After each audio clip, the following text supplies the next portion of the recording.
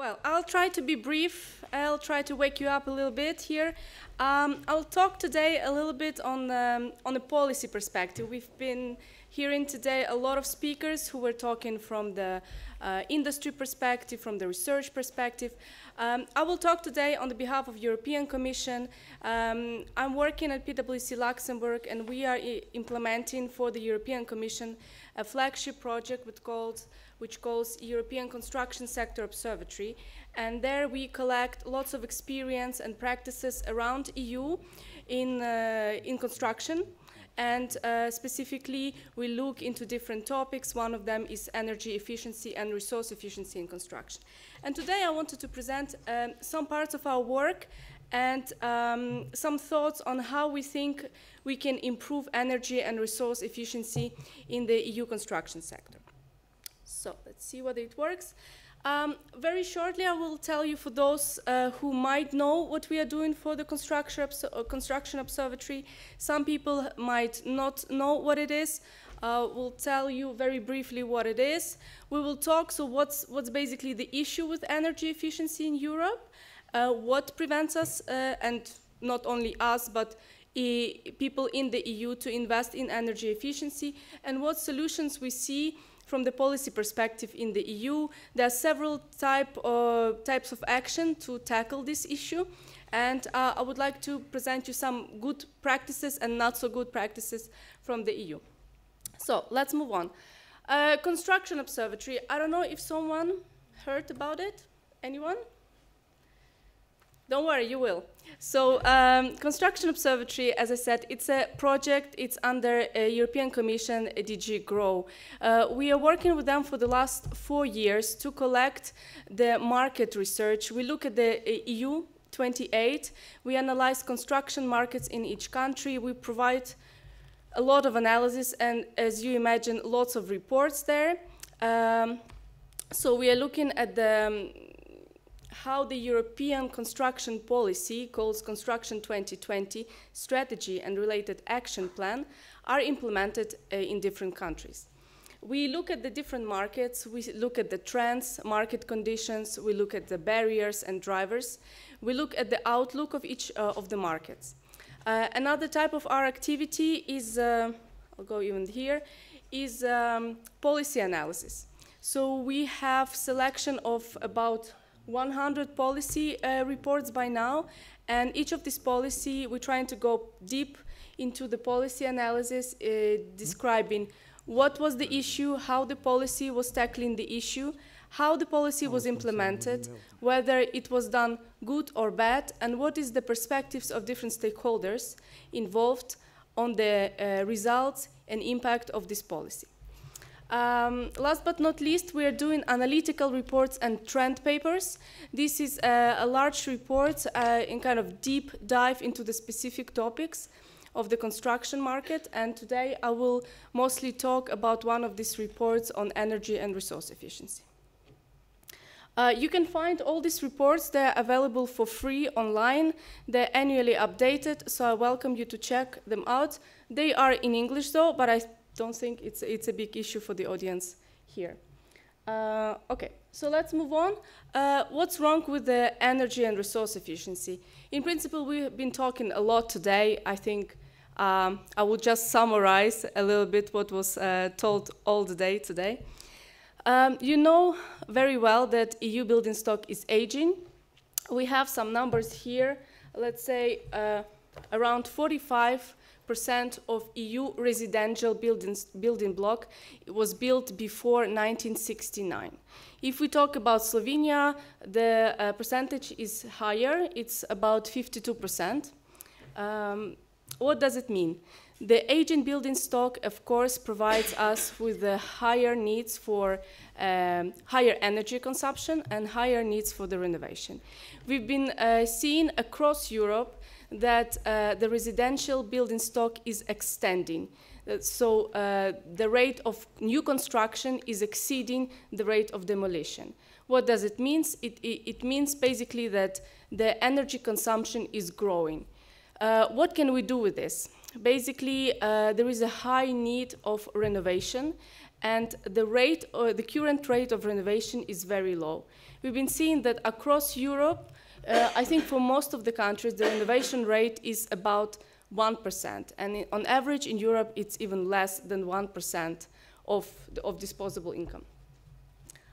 It's very low, and at this pace, we will be very long renovating our building stock. So far, we estimate about 100 years are needed just to renovate to existing standards the existing building stock today.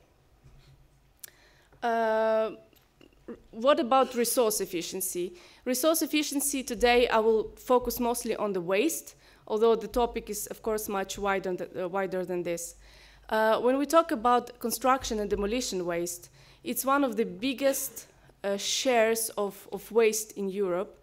It's about 38% of overall waste are coming from construction-related activities. This is enormous, this is huge and has to be tackled. So far, we have two issues in Europe regarding construction renovation, construction demolition waste. First, it's a landfilling, and second is a recovery. Both of these, we have seen the positive trend over the years. However, still the ratio can be improved, let's say, in a lot of countries. First of all, with the landfilling, we know the regulation affected very well the landfilling situation, and now the rates of landfilling going down and down, which is very good. But recovery rate, so recycling, recovery of the construction demolition waste, although improving, however, remains quite low in some of the countries, notably mostly in the Eastern Europe.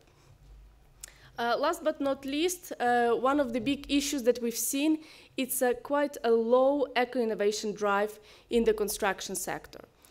What I mean by that, not a lot of companies in the construction sector, if compared to other sectors, are investing in eco-innovation. We've seen that, let me check, I think 52 companies, the biggest amount is the 52 companies is in Germany.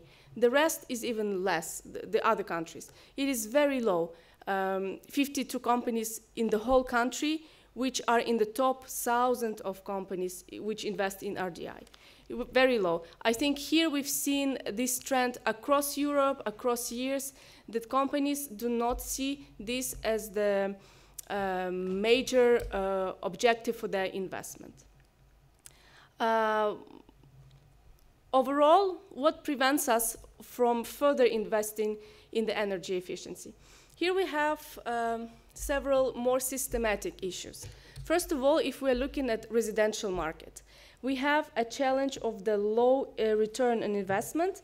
And here I propose you to look at this from the point of view of landlord and tenant.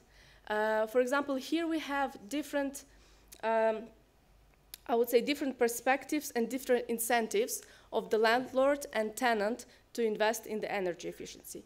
From one perspective, the owner does not want to invest in the energy efficiency or renovation of the, let's say, apartment building, in case if he or she cannot increase the rent. From the other side, the tenant is more interested to improve the energy efficiency to reduce the cost of the energy bills. However, the tenants usually are not sure for how long they're gonna rent, so they're not ready to invest. And this dilemma between tenant and owner is basically today across Europe. It's not one or two countries. We've seen this is the issue that are stopping a lot of residential apartments and houses from being renovated. Another point is access to finance. I know you all know this is in residential sector, non-residential sector. Access to finance remains the issue for energy renovations of building stock. Here, the chart below over here on this slide shows you that the probability of a renovation goes in hand with the overall income of the household. This is example for the residential dwellings. So you can see that if the income of the household is, let's say, below 30,000 euros per year, then you will have a very low probability that they will invest in energy efficiency. So higher income households have more motivation and more resources to invest in energy efficiency, because we all know that it is quite a costly operation. Therefore, we have to tackle the issue of access to finance. Here, from the policy perspectives, we have a range of instruments, financing instruments, subsidies, loans, fiscal instruments. I will talk a bit later how it is done on practice. The next challenge that we have, and I think that might be the first in my list, it's a limited awareness and the limited knowledge of the population on the benefits of resource and energy efficiency. I think that might be even the biggest problem that we have here and across Europe. Some countries are better than another, but overall we have this issue. And this issue is few-folded, I would say. First of all, people do not know why they have to renovate, what are the benefits. Secondly, they would like to know what they can do and what benefit it will bring them in practice in terms of savings on their accounts, on their energy bill every month. Third, they would like to see the impact of their investment, which will be quite big on the longer term. They want to have some simulations and they don't know it. And of course, the last, they would need to have some trusted advisor, which in a lot of cases they cannot find. So all in all, the awareness and the knowledge of the benefits of, let's say, energy or energy renovations, even of the residential stock, is a big issue across EU and a big issue for energy efficiency in construction at all. Linked to this, we have here the last challenge. It's the outdated skills in construction. Well, skills becoming at all a big topic in the EU agenda, but in construction specifically, we've seen that when we come to new technologies, when we come to a new ways of doing things, to new improved methods, there is a lack of skilled workers who can implement it, the lack of companies who are aware of these technologies, and the lack of market uptake of the innovations in the market in terms of skills and knowledge. So this issue is well recognized, and it is tackled through a number of vocational training or training schemes in order to upgrade the skills of the workers, construction workers. Here we can talk about BIM, we can talk about energy improvements, installation of I don't know, the previous speaker was speaking about heat pumps, for example. So all these new things which are implemented now in the residential sector, we still are lacking skills for these technologies to be implemented. So all in all, the situation might seem not so bright, but don't worry, there is a solution for this. What can be done?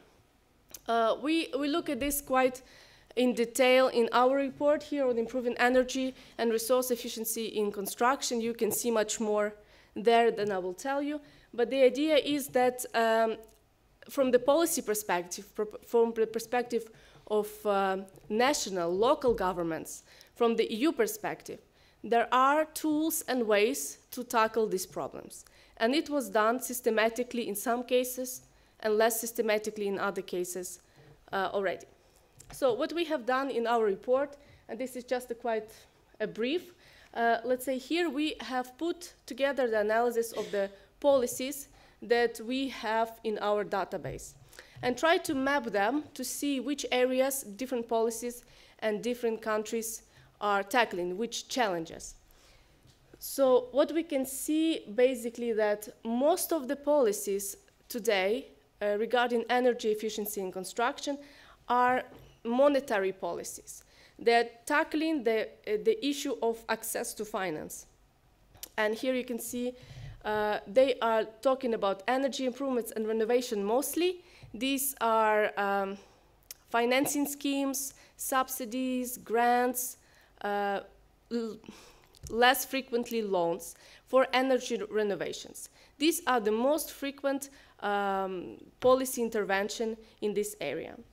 When we talk about information and awareness, there are only few countries which basically have something in place, which works, which have sufficient budget and sufficient scale to make an impact on this. So again, I believe this is one of the biggest problems at all, And again, we found out that unfortunately, we still need a lot of efforts here from the policy side to tackle it, to introduce more schemes and so on. We have some of the research initiatives and more skills, let's say trainings provided in different countries to tackle skills and training gap. Regarding the issues of resource efficiency, let's say even the waste, construction and demolition waste, we haven't seen a lot. We've seen this as a part of a larger initiative, but in most of the countries we are lacking a specific program or a specific policy scheme that will tackle resource efficiency in construction. Next, I would like to describe for you or showcase several examples of policies in different countries and how do they tackle different challenges or different issues. There are different types of policies. We will talk today about the financial measures, we will talk about awareness campaign, we will talk about the skills. So I will start with the first one. This is example from Bulgaria. I don't know if we have any colleagues here in the audience from Bulgaria. So in Bulgaria, as you may know or not, they have quite a large issue with the renovation of the housing stock. The housing stock have two problems. First of all, it's quite outdated. Around 65% of the building stock built between 1950 and 1990, so already quite outdated. And moreover, half of all the residential stock is large panel buildings, which you know well, are not well isolated, have very low energy performance level. Renovation rate was very low. It was less than 1% in 2012, which bring the government to the urgent need to do something with the energy consumptions and with the energy bills, which were very difficult to be paid by population. So what they did, the national government, together with European government, has created a program which calls Energy Renovation of Bulgarian Homes. It was running from 2012 to 2015 with the budget of about 25 million euros. And they were targeting the individual homeowners and proposing them the financial measures. It was mostly grants, so subsidy, to renovate their house, to improve the energy efficiency of their apartments. This program was interesting from the case that they have updated it several times. So it was a trial and failure situation. So the program started in 2012, and the government proposed a 50% grant, 50% of the total cost of renovation project, to be a subsidy. After 2 years, they found out it doesn't work. No one wants to do that because the population cannot cover the remaining 50%. Then the government has raised this ratio to 75%. I think in 2013, yes, they updated it to 75%. And they hope that at 75% of the subsidy, the population will pick up the idea and start to renovate, to, I don't know, replace the windows, replace the roofs, put the insulation on the housing. In 2014, in the end of 2014, they make an evaluation, and they found out it also didn't work, because even 25% the people cannot bear. It was too high as a cost for the population to invest in the long term. So although the results were not too bad, I think they reached about 80% of their target at the time, they decided it's not what they need, it will not make the impact that the government needs. So in 2015, from 2015, they introduced a new updated program, which they provide 100% of a grant for renovation. So this program, although it's free, it's very difficult to access. It's quite a big success from what we heard from different stakeholders. People are very happy. They have a possibility to do that. The problem with this program so far, it is quite bureaucratic. It needs a lot of documents. People need to go a lot of procedures. There are, I think, 9 steps. So the very long application process, which a little bit slows down the uptake. But I think as a for free renovation of the apartment is not too bad. So that's an experience from Bulgaria, how they tackle the access to finance issue. And I think in a lot of countries, we have similar experiences, but Bulgaria is interested with this very high percent of subsidy. Okay, next thing that I wanted to show you, it's basically example of Slovenia here. I'm sure most of you are aware of it. So please, I talk under your control here. Energy Advisory Network in Slovenia, it's not a new initiative. I know that it was here for a while, but from what we know, and we spoke with some stakeholders here, that it was not working up to the level that it could. And of course, here we have an issue of low uptake of energy efficient measures, low awareness of the population of the possibilities of energy improvements, and lack of investment of the funds for energy improvement measures. So as a part of Slovenia's National Energy Efficiency Action Plan, they have put the technical assistant pillar, and they have promoted the Energy Advisory Network program to be extended, to be renewed, and to be put in the full force. So far, we've seen that there is a network of 52 service points, and that provides basically information, provides assistance, provides guidance to the population, advice on how to, what energy improvements to do, how to do them, provides some contact details of companies that can do, and so on.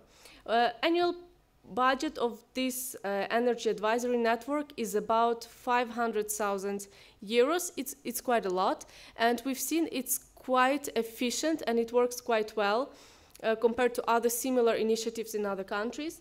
On average, 6,000 people benefit from this advice every year, and it resulted with a quite extensive energy savings already. So we've seen it as quite a good practice. It's been already taken over by some other countries, at least in consideration, and we've seen similar programs probably being inspired by the Energy Advisory Network in other countries as well. So this is one of the ways how the country and policy can tackle the issue with awareness, low awareness raising, and low information, low knowledge of the population on energy efficiency. We'll skip this one. I would like to talk also about skills with you. As I told, the issue of skills in energy efficiency is quite big across different countries, and there is a need to improve and upgrade the skills of construction workers in order to provide up-to-date services, to try to implement innovative technologies. Here, this issue is not new and it's everywhere. In Hungary, they have a quite interesting experience. It's with the Build Up Skills project. Build Up Skills, it's basically EU-wide network. I hope some of you heard about it. They provide assistance to upgrading the construction skills in all the EU. So this is the project they did in Hungary. So what was the issue in Hungary? Basically, the issue was with the energy consumption from residential construction. It was about 40% of all energy consumption in the country. And most of the residential building stock was not complying with energy or energy requirements or technical and thermal engineering requirements, which led government to the solution that it has to be changed. However, they tackle it from a little bit different perspective. They decided that they have to improve the skills of the construction workers. Why? Because that will lead the companies to be able to provide to the market better services, more innovative, more interesting services to the population. So they provided a program, Build Up Skills program, which has two pillars. Pillar one is national roadmap on energy efficiency. I will not talk about that. Pillar 2, which is interesting, is a train-build program, focusing on the training programs for construction workers. They basically focused on the heating, ventilation, air conditioning workers to improve their competences. What was done, basically in the period of 2014-2017, they had 7 different programs of 20 hours each. It was a training provided of different groups of construction workers to improve their skills, to provide them with a new material, new information. Which resulted with the uptake of that skills, the uptake of the proposal to the market. The program overall resulted with a quite high of more than 370,000 tons of CO2 emission was saved and planned to be saved until 2020. It also led to establishment of the Sustainable Construction Skills Alliance in Hungary, which is an initiative that aims to continue this program, to be a continuation, and to move forward this whole movement of improving the skills and updating the skills of the construction workers. Similar programs are done in different countries. We haven't found one of them for Slovenia, but I hope that at least government is working to introduce one. So all in all, I will try to close this with the key takeaways. What do we think has to be done to tackle the issues that we have in energy efficiency and resource efficiency? First, from the perspective of access to finance. From all our analysis, we believe that there should be a combination of subsidies and loans to tackle the access to finance, specifically for the residential market. Only grants, as we've seen in the example of Bulgaria, we believe they are not a best solution because they will not create, let's say, the commitment of the homeowners. There should be some part of their own contribution to be able to ensure the commitment to these energy renovations. Most of all, we believe that any financial scheme should go in line with awareness-raising schemes. So any financial measure should be combined with awareness-raising campaign, with the info day, with the service provision of the services. Could you wrap it up? We have the other speaker waiting. I'm already almost done. Then, last but not least, more policy measures to promote resource efficiency, which we haven't seen a lot across Europe. We need more support for skills development, more targeted skills programs for workers across Europe. We believe that all in all, these type of measures from the policy perspective will help to ensure the better uptake of energy efficiency measures. If you want to know more, here is the report. Please go ahead. We have a lot more to say. My time is limited, but the report is quite long. Thank you very much.